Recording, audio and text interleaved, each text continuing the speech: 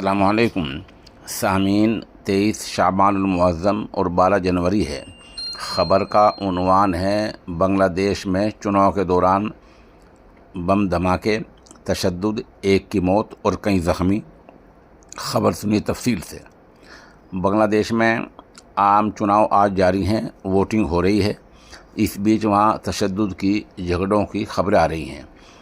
بنگلہ دیش میں دو پولنگ بوتھوں پر دیسی بم پھٹنے کی خبر آئی ہے۔ وہیں تیسرے ایک پولنگ بوتھ پر BNP رہنما کی جھڑپ کے بعد موت ہو گئی ہے۔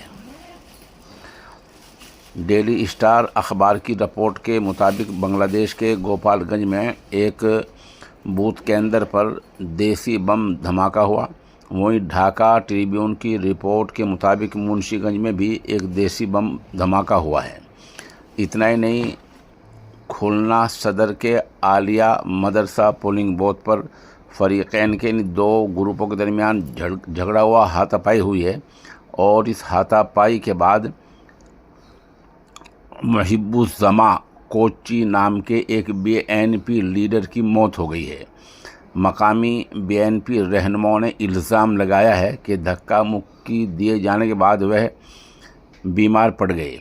گوپال گنج میں ہوئے بم دھماکے میں فوج انصار کے دو رہنما زخمی ہوئے ہیں۔